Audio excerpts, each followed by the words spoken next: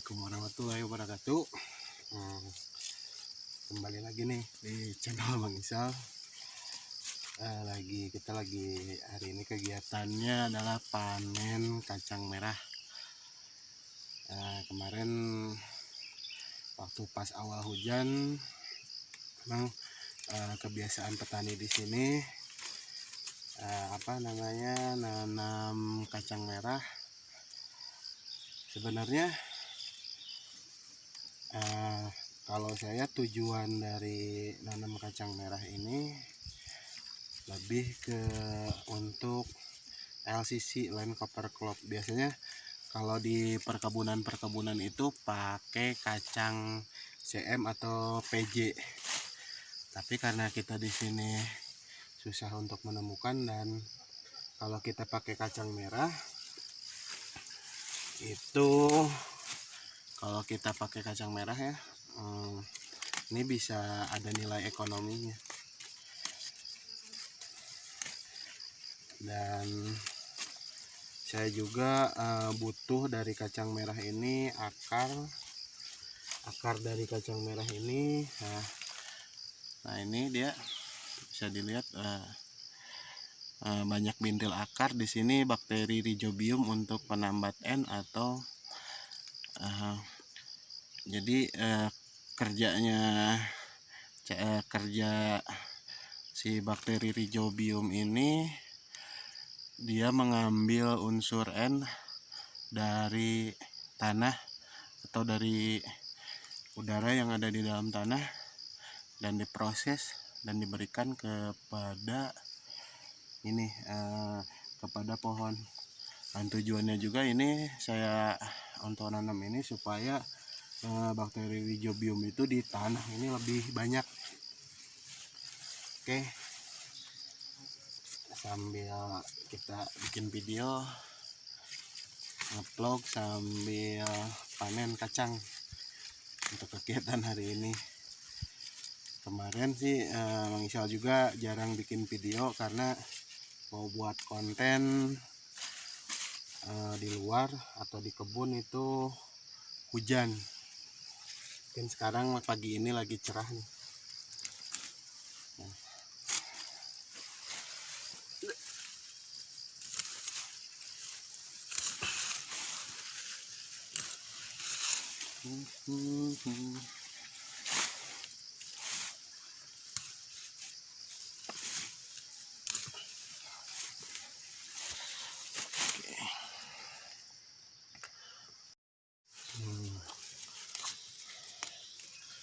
Yang selanjutnya nih, karena harga kacang itu per kilo rampung, maksud rampung ini dengan kulitnya itu 1.500 ya. Daripada kita jual murah, mending kita dikeringkan.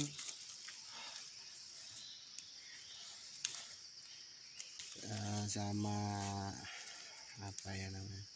juga kita juga nih butuh nih untuk bahan pupuk daunnya, ini untuk sumber kalium, nitrogen juga ada nih di dalam dalam kulit, bukan kulit deh, kalau kulitnya ini dia lebih banyak kalium. Kalau dalam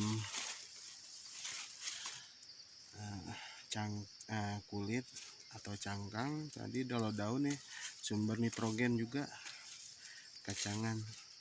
Makanya kalau untuk di perusahaan besar itu, dia kalau di perkebunan sawit, perusahaan perhutan ini karet, dia pakai kacangan, tapi jenisnya CM atau PJ. Cuman kita kan kalau namanya petani, kalau pakai kacang-kacangan kayak gitu kan nggak ada hasilnya.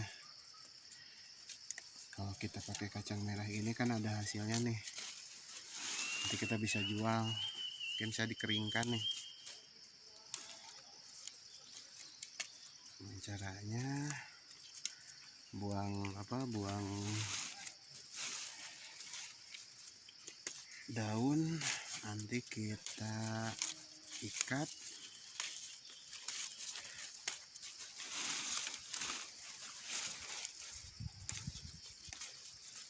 Oke,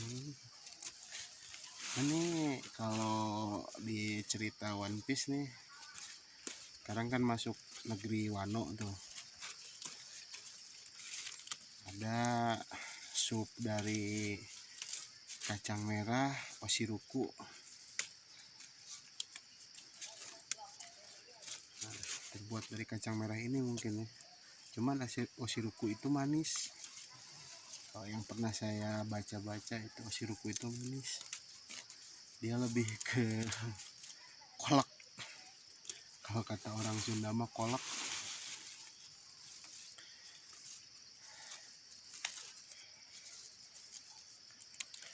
Cuman paling enak kalau suka dari kacang merah ini, olahan kacang merah ini salah satunya tuh sup kacang merah. Dia manis tapi gurih gitu. Apalagi kalau sup kacang merahnya itu udah beberapa hari, makin sering dia makin sering dipanasin, semakin kental, itu semakin nikmat. Pakai ikan asin sama sambal terasi, enak ya jadi petani. Saya juga dulu tuh semenjak beres sekolah itu pusing nih cari kerja, dapat kerja di perusahaan sawit. Karena lulusan pertanian, memang kalau untuk di Pulau Jawa, kalau nggak jadi sales motor, jadi pegawai bank, PPL atau PNS gitu, nunggu diangkat dulu lama kan. Waktu itu berpikir supaya kita cepat dapat penghasilan karena sudah lulus, terpaksa kita kerja di luar pulau. Saya kerja di luar pulau itu kurang lebih 4-5 tahun lah. 4-5 tahun di 2 perusahaan besar di perkelapa sawitan. Terus pulang dari sana saya kerja di distributor pupuk. Ternyata kalau kerja di orang itu kita nggak ada kepuasan batin. Beda dengan kita berkebun nih, walaupun ya kurang modal, alhamdulillah gitu, hati nyaman, nggak perlu laporan tiap bulan, akhir bulan. Ya untuk laporannya lebih tanggung jawab kepada diri kita sendiri kalau kita bertani gitu. Salah satunya penghasilan itu ditentukan dari apa yang kita tanam sama apa yang kita rawat. Jadi tanggung jawabnya itu lebih ke personal, pribadi. Kalau udah sekitar segini kita ikat nih.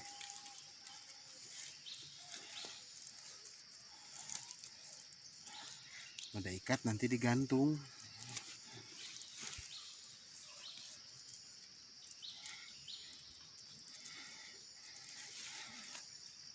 Lumayan. Ini dari 1 kilo itu saya pernah cetak rekor itu sampai 45 kilo. Karena waktu itu nanam 2 kilo kita dapat sekitar 90 kiloan.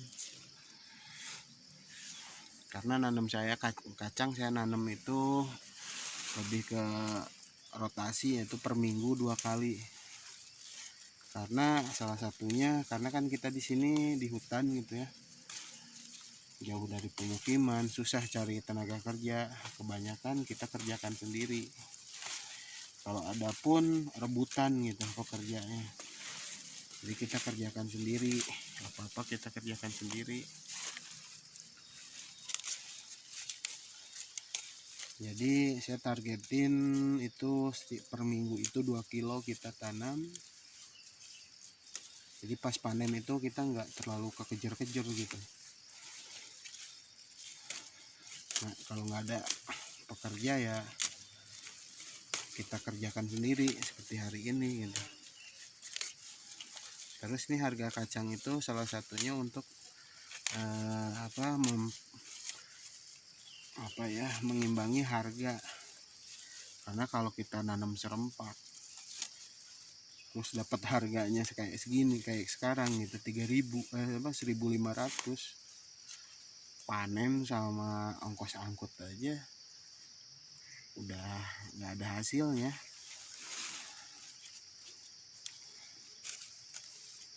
Jadi emang perhitungan kita harus matang. Tapi kalau misalnya kita lagi murah itu dikeringkan aja, nanti kita jual biji keringnya. Kalau enggak kita simpan, nanti juga habis gitu. Banyak yang nyari pas lagi musim tanam, pas lagi mereka mau nanam lagi. Kalau mereka kan biasa dijual, kita simpan gitu.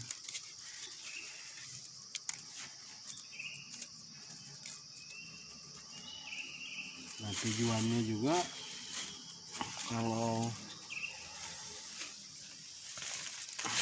untuk panen kacang ini kan kebanyakan nih karena dia mau cepet ya, dia cabut. Padahal sayang kalau dicabut ini. Sayang nih kalau dicabut. Kalau ini dicabut sayang, karena di sini ada bintil akar yang bersimbiosis sama pohon kacang. Kalau terbawa terus sampai dikeringin, bakteri rhizobiumnya mati gitu. Lebih baik kita buang atau kita pas lagi panen itu jangan diambil.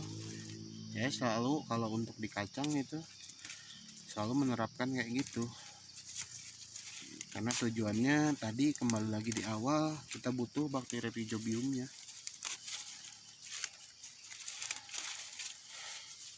Oke, sekian, terima kasih video vlog dari saya, Mang Isal. Selamat beraktivitas. Wassalamualaikum warahmatullahi wabarakatuh.